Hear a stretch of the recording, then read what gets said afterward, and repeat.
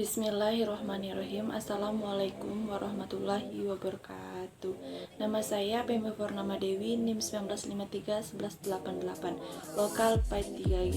Baiklah, di sini saya akan memaparkan materi yang berjudul Analisis Pengembangan Materi Pendidikan Agama Islam.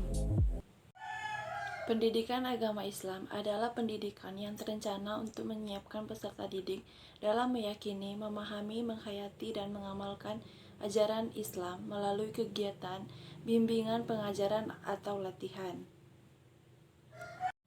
Dalam pendidikan agama Islam ada meliputi 4 hal, yaitu 1. Akidah akhlak, 2. Al-Quran hadis, 3. Fikih, dan 4. Sejarah kebudayaan Islam. Yang pertama adalah akidah akhlak. Akidah akhlak adalah bagian dari mata pelajaran pendidikan agama Islam yang memberikan penekanan pada pembinaan keyakinan bahwa Tuhan adalah asal-usul dan tujuan hidup manusia. Materi akidah menekankan pada kemampuan memahami dan mempertahankan keyakinan atau keimanan yang benar serta menghayati dan mengamalkan nilai-nilai yang terkandung dalam nama-nama Allah Subhanahu wa Ta'ala atau yang disebut dengan Asmaul Husna. Baiklah, yang kedua adalah Al-Quran Hadis. Materi Al-Quran Hadis menekankan pada kemampuan baca tulis yang baik dan benar, memahami makna secara tekstual dan kontekstual, serta mengamalkan kandungannya dalam kehidupan sehari-hari. Al-Quran merupakan waktu Tuhan yang kebenarannya bersifat absolut. Jika dilihat dari aspek psikologis, dalam konteks mempelajari Al-Quran, belajar membaca dengan benar dan baik, serta menghafal ayat-ayat Al-Quran, terutama surat-surat pendek, akan lebih melekat dan bertahan lama jika dimulai pada usia SD atau madrasah ibtidaiyah dari umur 6-12 tahun.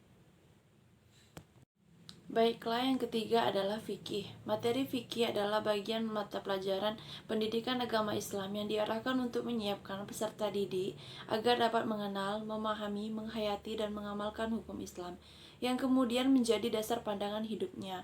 Melalui kegiatan bimbingan, pengajaran, latihan, serta pengalaman, materi fikih menekankan pada kemampuan cara melaksanakan ibadah dan muamalah yang benar dan baik, bersifat fleksibel dan kontekstual. Baiklah, yang keempat adalah sejarah kebudayaan Islam. Sejarah kebudayaan Islam adalah bagian dari mata pelajaran pendidikan agama Islam yang diarahkan untuk menyiapkan peserta didik agar memiliki pemahaman terhadap apa yang diperbuat oleh Islam dan kaum muslimin sebagai katalisator proses perubahan sesuai dengan tahapan kehidupan mereka pada masing-masing waktu, tempat, dan masa untuk dijadikan sebagai pedoman hidup ke depan bagi umat Islam.